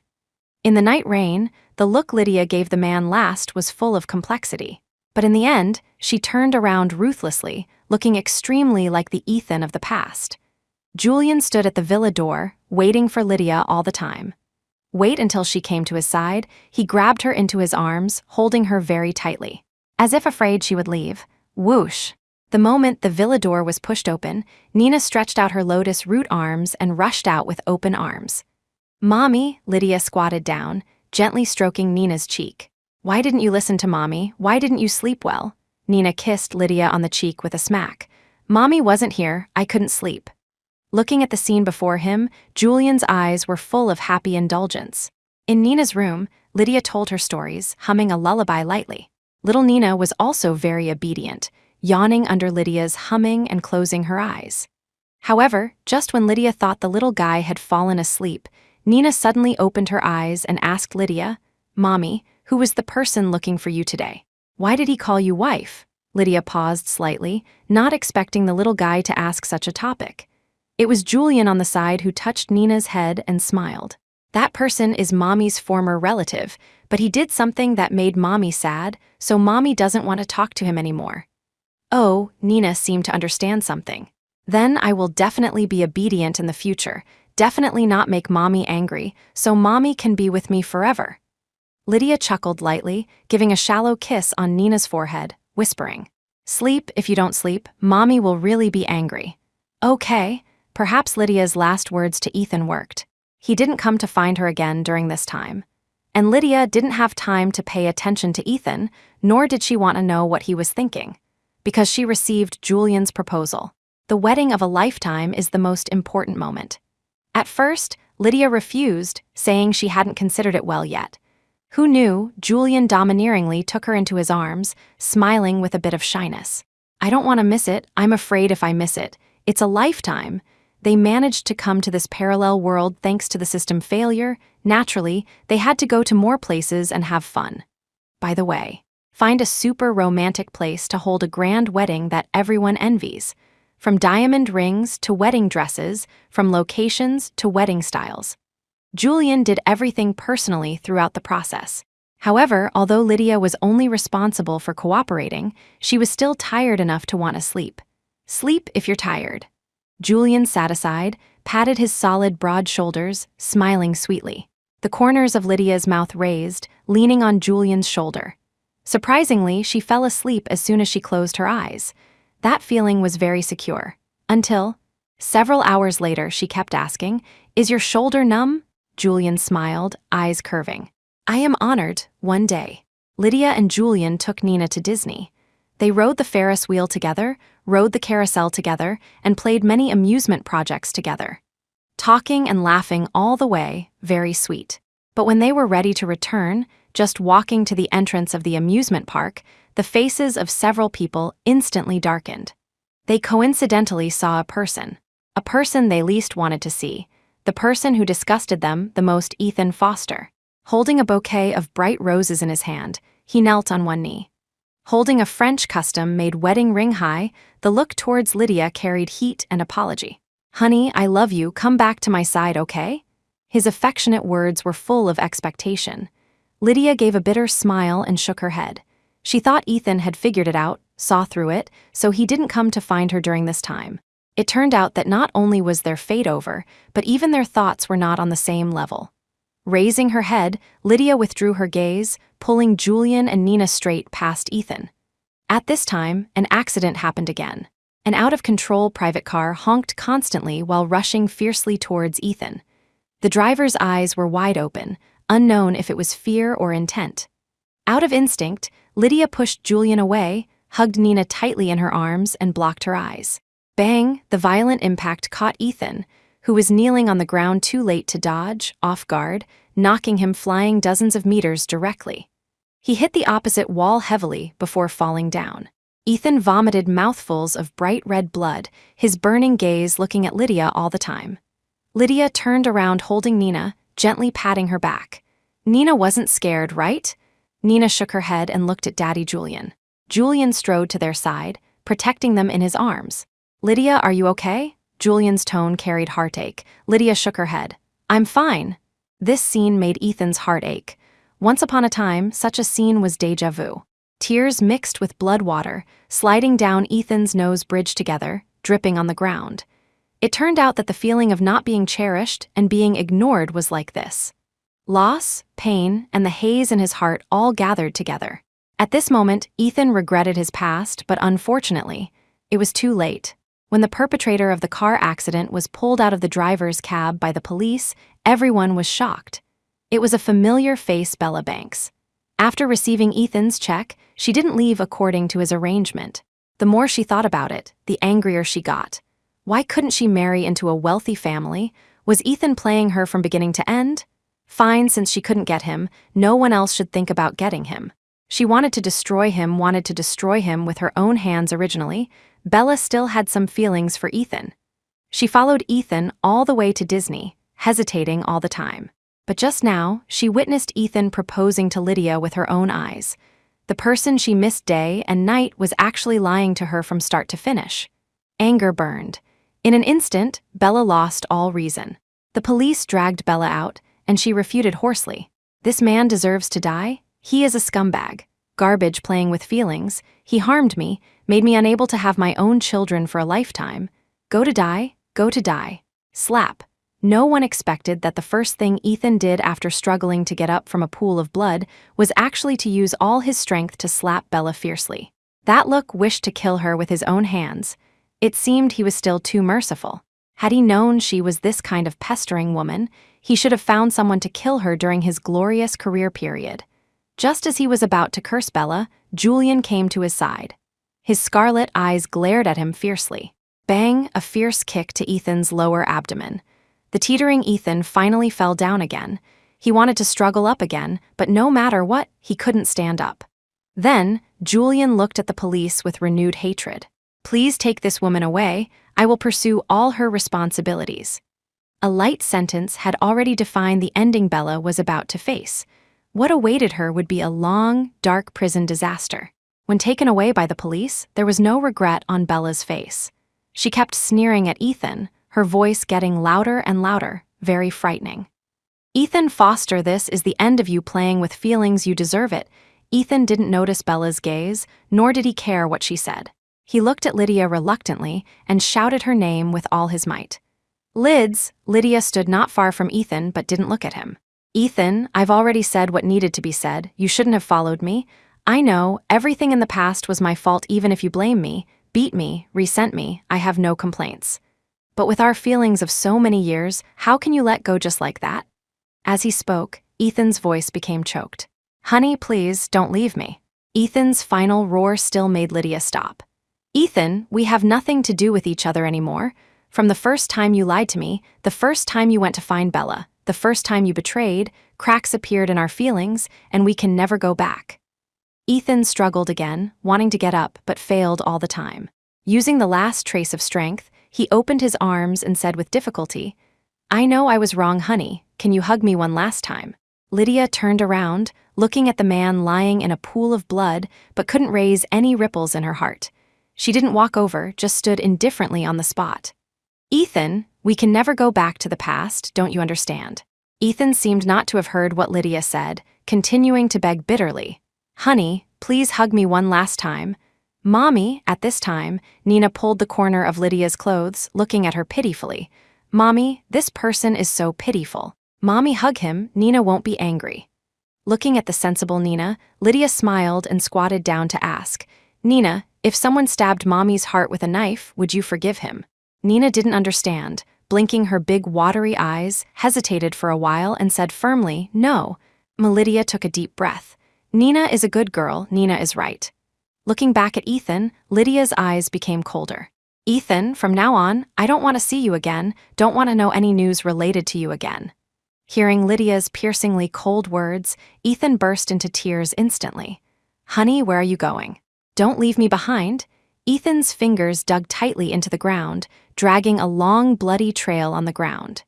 He looked deeply at the woman in front of him, trying to take all her brightest moments into his eyes, treasuring them forever.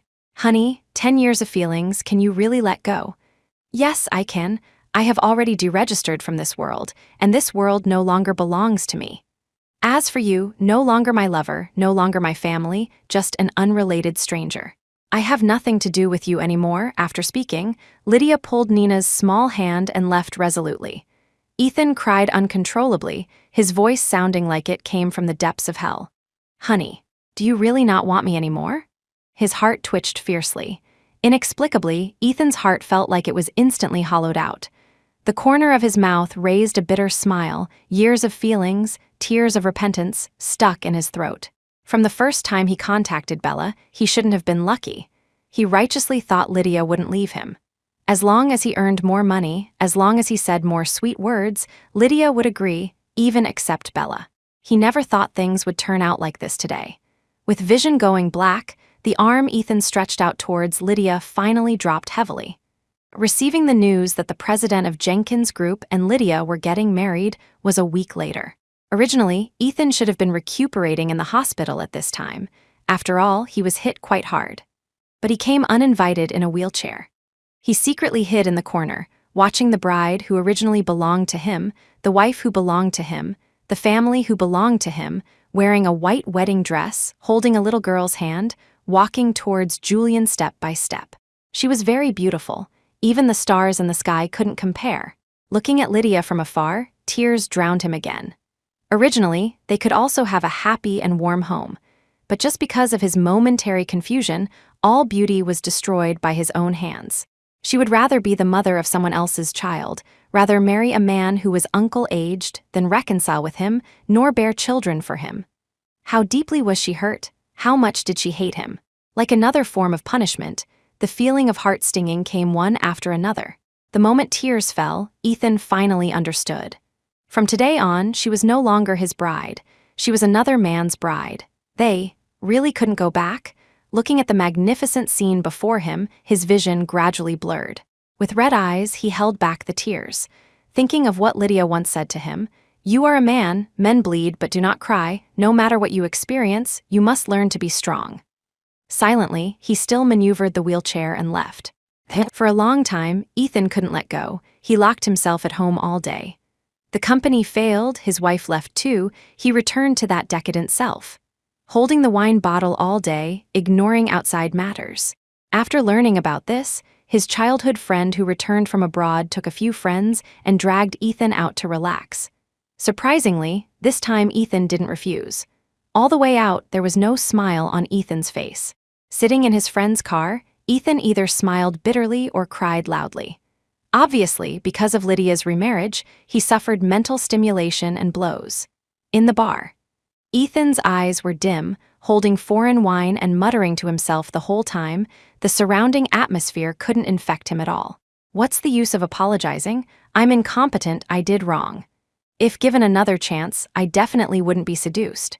Honey, don't marry someone else. No one in this world loves you more than me. He didn't know how long since he had a good sleep.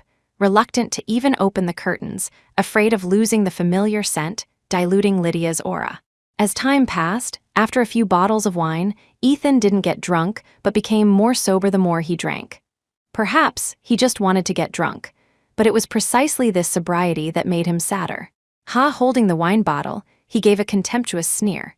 When I was at my best, this woman followed me. Now that I'm not good, she leaves the next second. He cried again. Honey, it's all my fault. I couldn't resist temptation. Please come back to me, okay? As long as you are willing to come back, I'll do anything. If you don't let me drink, I'll stop drinking immediately, okay? Honey, please don't leave me. At this moment, no one could imagine. The once powerful president of Foster Group would become like this now. Seeing this, Ethan's childhood friend called a few beauties to accompany him. Several girls walked towards Ethan, sat beside him, serving thoughtfully. Mr. Foster, let's drink together? Mr. Foster, don't keep people 1,000 miles away. Mr. Foster, how boring to drink alone. Get out! A loud shout scared the girls into trembling all over, running out dejectedly. One girl ran a bit slower and was slapped fiercely by Ethan. I said get out, do you not understand? Ethan, let go of what needs to be let go. People have to look forward, right? Ethan, there are plenty of good women in the world. You can't go on being decadent like this, right? Women are just clothes. Change them if they get dirty. What did you say? Hearing the words of his childhood friend and several friends, the silently drinking Ethan instantly turned red-eyed. What do you take Lydia for? The friend was startled. We just want to advise you. Even if Lydia were by your side, she wouldn't want to see you like this, right? Yeah, if you want women, we can satisfy you with as many as you want. Why bother? Ethan, look on the bright side. Honestly, I really couldn't tell what was so good about Lydia. Changing a woman is no big deal. Find your own happiness. Originally, these words were meant to persuade Ethan. But in Ethan's ears, they became ridicule, became satire. Narrowing his dangerous eyes, Ethan gripped the wine bottle tightly. Bang, bang, bang. For Lydia, he didn't mind falling out with his childhood friend. No one could look down on the woman he loved deeply. No one could speak ill of Lydia. No one could replace Lydia's position in his heart. Ethan, are you crazy? The friend covered his head, roaring at Ethan. Yes, I'm crazy, I am just crazy. Ethan waved his hand and punched his friend. You brought me to this kind of place. None of you are good people. Crack, as he spoke, Ethan smashed a bottle on his friend. Crack, with a crisp sound, his friend's nose bridge broke, staggering backward. Ethan Foster, you? Get out, you all get out. My wife doesn't like people smoking. She doesn't like the smell of smoke. My wife doesn't like people drinking. She hates the smell of alcohol, Ethan roared. Until a girl looking very, very much like Lydia walked in tremblingly. Mr. Foster. Following the girl's voice, Ethan stopped his movements abruptly, freezing on the spot. Looking up, Ethan's eyes turned red instantly. Honey? Stunned, Ethan pulled the girl's arm and knelt down. I knew you couldn't bear to leave me. I knew you wouldn't marry someone else. Do you know? After you disappeared, I looked for you for a long time. I searched for everyone you knew, but there was still no news of you. Honey, I really know I was wrong. Please forgive me. Honey, I won't make mistakes again in the future. Please don't leave me again, okay? Please. Slap, slap, slap. Ethan didn't notice the frightened girl. He talked to himself, slapping himself continuously. The sound of slaps resounded around, making people's hearts jump. After a long time, he stood up abruptly, hugging the girl tightly in his arms. Honey, promise me, okay? The next second, the stiffness in his arms awakened Ethan's memory. He pushed the girl in his arms away fiercely, shouting loudly, You are not my wife, get out, get out. Ethan, don't be like this. The friend stepped forward trying to stop him, but was pushed away by Ethan. He didn't know where he got so much strength, but he understood that they brought him to this kind of place to pull him down. They were definitely not good people. What do you mean by bringing me here to find women for me? Do you think I'm not miserable enough? Yes, I'm decadent, I'm defeated, but what does this have to do with you? Are you afraid that I will rise again and step on you under my feet? Why can't you stand to see others doing well? Ethan's voice resounded around, covering the bar audio. The childhood friend and several friends lowered their eyes and became silent. Perhaps. Ethan was right. If they weren't partying every night, maybe they would be the next business leaders, standing at the peak of life. A self-mocking sneer. Ethan strode out. Boom, lightning tore through the sky, the piercing light illuminating that angry face. Ethan's expression was full of regret, like a life deeply stuck in a swamp of no return, telling of past regrets that could not be redeemed. Facing the heavy rain, Ethan was drenched like a drowned rat. There was only one thought in his heart. He really wanted to go back to the past, back to the time before knowing Bella Banks. If life had, if only. Even if he had to pay with his life, he wouldn't hesitate. After marriage, Julian insisted on taking Lydia and Nina to travel in France. They went to the most romantic Paris, went to the Eiffel Tower, went to Notre Dame de Paris, went to many places. Julian took Lydia to a park. Sitting on the bench, Lydia looked at Julian, smiling apologetically. Thank you for giving me the chance to take care of Nina. She pursed her lips and continued, As for marriage, you know, I am a woman with a past. Julian reached out and took Lydia into his arms, raising his eyebrows. I know, I don't mind, I have a past too. For the first time, he spoke of his past. I used to do business. There was a time when the business failed, my wife left the child and ran away. When I found her, I learned she had been in a plane crash and was no longer alive. Listening to Julian's words, two people who had been hurt and found it hard to let go looked at each other and smiled. Wow, at this time, Nina let out an exclamation. In the park, colorful kites flew all over the sky like a grand banquet. Suddenly, years were quiet, love permeated. Julian stood up abruptly, knelt on one knee in front of Lydia and said smilingly, I want to find a real wife. Can you give me a chance to take care of you for a lifetime? Instantly, Lydia's eyes turned red. Such words were déjà vu. Looking up, holding back the tears in her eyes, Lydia slowly opened her mouth. Aren't we on a contract? I'm afraid if I miss it, I miss a lifetime. Julian took out a diamond ring the size of a pigeon egg and domineeringly put it on Lydia's ring finger. Domestically, foster family. Honey, honey. Ethan was still drunk all day, tears of regret blurring his vision.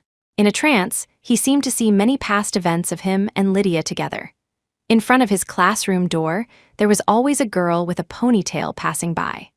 On his way home from school, there was always a figure wearing a school uniform walking not far from him. When he played around, there was always a small figure who could stop all his naughtiness. He watched her quietly, silently chasing her traces since high school campus, lingering at the door of her classroom, always walking on her way home from school, until Lydia personally agreed to marry him. At that moment, he took out all his savings just to give her a grand wedding. He secretly swore he would cherish the girl in front of him. Unfortunately, the rise of the business world still gave him bad thoughts. He still accidentally lost her. The past was vivid in his mind, like sharp swords piercing deep into Ethan's heart. Silent choking, Ethan covered his face in pain. The sound of secretly sobbing, regretful crying was incessant. At that moment, his heart was dripping blood. Paris, France. Julian took Lydia and Nina to camp on the mountaintop. They tasted French vodka, waiting for the rising sun. Julian kissed Lydia's forehead lightly. I prepared a surprise for you. Lydia looked astonished. What surprise? Coming all the way, coming from the real world to the parallel space. From strangers to becoming a family. Wasn't that enough of a surprise? Julian smiled. Follow me. Holding little Nina, pulling Lydia's arm, he came to a clearing on the mountaintop. Suddenly, points of bright starlight lit up, illuminating the night sky. Nina stared with unbelievable eyes, covering her mouth with her small hand. So beautiful, a pure white wedding dress inlaid with full diamonds slowly fell from midair. Of course, matching the wedding dress were a crown full of diamonds and a pair of crystal shoes. Julian extended his arm gentlemanly. Lydia, you are the Snow White in my heart. Thank you for your kindness. Lydia was excited. For a moment, she didn't know what to say. Wow, Daddy, I want a super cute sister. That way I won't stick to Mommy and won't be lonely. We will protect her together, buy her beautiful dresses, and let her become Snow White too, okay? Listening to Nina's cute and innocent words, Lydia was drowned by tears again. She slowly looked up at Julian. This time, Lydia's eyes were full of touching emotion. She nodded gently and finally said the words suppressed in her heart. I do. Dawn. Julian took Lydia and Nina down the mountain. He asked Lydia, Wifey, are you tired? Homesick. Lydia nodded. I'll take you back, okay? Julian said smilingly, domineeringly giving Lydia no chance to refuse. Night. Julian indeed took Lydia and Nina back to the country. He said, they are Chinese, they need to increase domestic GDP. He said, he would spoil Lydia like a princess, never letting her suffer any harm again. He said, he wanted the whole world to see their happy appearance, making everyone envious. The moment the plane landed, an inexplicable sense of belonging rose in Lydia's heart. That feeling was strong, probably only found domestically. Like fallen leaves returning to their roots. It was just that Lydia had a small regret in her heart, wondering when she could return to the real world. Meanwhile, foster family. Wee woo, the sound of the ambulance resounded around. Ethan in the ICU ward seemed to have taken life and death lightly, desperate eyes flowing with 2 lines of tears. In his heart and mind, there was only one thought. That was to see Lydia. Because of long-term alcoholism, coupled with the previous car accident not healing well. Ethan had an intracranial hemorrhage and was sent to the hospital in the middle of the night. Had the servants not discovered it in time, he would probably have lost his life long ago. Refusing to cooperate, stubbornly demanding the doctor contact Lydia, Ethan only felt a sharp pain from his head. The doctors were busy sweating profusely. Various instruments beeped nonstop. The clock on the wall turned round after round until various instruments sounded alarms, the screen showing a straight line. The attending doctor sighed helplessly. "Sorry, we really did our best." On the day of Ethan's funeral, many business people in Seaview City wore black suits to attend the memorial. No one expected that the president of Foster Group, after experiencing an emotional entanglement, would meet such an end. Light rain fell from the sky, the crowd dispersed, only Lydia and Julian didn't leave. They stood there, Julian holding an umbrella, while Lydia looked at the photo on the tombstone. That was a photo of Ethan from a few years ago. At that time, Ethan was handsome and sunny. His eyes contained a smile, full of beautiful expectations for the future. In a trance, many past events with Ethan surfaced in Lydia's mind. At 18, she came to this parallel space and became Ethan's high school classmate. At 20, Ethan held her hand and announced loudly in front of the whole school's teachers and students that he only loved Lydia Lane in this life. At 25, hand in hand, they entered the palace of marriage. There were no imagined tears in the corners of her eyes, as if Ethan was just a passerby in Lydia's life. Like a stranger, a person she never wanted to mention again in this life. A few days later, Lydia received news that Bella Banks committed suicide in prison. Due to Ethan's departure, she wanted to break out to visit, still harboring fantasies of occupying all of Ethan's property. But how could her petty actions escape the eyes of the prison guards? Before she could escape, she was controlled, unwilling for her verdant years to be spent in darkness forever. Bella jumped from the 28th floor of the prison, ending her life. Knowing this, Lydia's dim eyes showed no ripples, as if she had no attachment to this parallel space anymore, as if her heart had died. That night Nina was very obedient. Lydia finished telling her a story, and she fell asleep quickly. Julian got up, went around to the other side, picked her up horizontally, and walked towards his bedroom. Putting her gently on the bed, the man leaned over, hot breath following closely. That night, they lingered for a long time. Until dawn, Julian held Lydia and refused to let go. Ding! Just when Lydia thought she might never return to the real world and would spend the rest of her life in the parallel space, that mechanical voice sounded again. "Hello, host, the system has been repaired. Congratulations to the host for completing the mission. Does the host wish to detach from the mission world immediately?" Lydia looked at Julian, and the two smiled at each other. "Yes," she whispered a word. The next second, white light flashed and disappeared, everything returned to its place. She was still that pure and beautiful doctoral student. Opening eyes, they returned to the Jenkins villa. Everything was still the same as before, as if everything was just a dream and they had just woken up from the dream. The next morning, Julian held Nina, took Lydia's arm, and went to visit the Jenkins parents. Mama Jenkins looked at Lydia with joy on her face, holding Lydia's hand, looking at her all the time. Looking until she was a bit embarrassed, a shy smile appearing on her face. At night, Nina was taken away by Grandma, leaving only Julian and Lydia in the room. Julian held Lydia, gently stroking her hair, asking softly, "Wifey, when will you give Nina a sister?" Lydia smiled. "In the future." Julian's eyes turned red, holding her tighter. "How many futures do we have?" Lydia turned to look at him. "Many. Wedding anniversary." Julian took Lydia to France again and held a grand wedding for her in the real world. Lydia asked him, "Why?" He kissed Lydia until she was almost breathless, letting go after a long time, smilingly saying, "Because only when you walk towards me wearing a wedding dress can my love find belonging." "Lydia, thank you for marrying me." Lydia's eyes turned red. Actually, words of love don't need to be on the lips every day. Time and facts will prove everything. She reached out, gently stroking his cheek. For the first time, standing on tiptoes, she kissed him lightly. For the first time, whispering in his ear, "Julian Jenkins, I love you." Julian froze slightly, seemingly not hearing clearly, frowning at Lydia. "What did you say?" Lydia reached out to hook Julian's neck, repeating deeply what she just said. "I said, I love you, I didn't hear clearly." Julian tilted his head slightly. Say it again. Lydia smiled sweeter.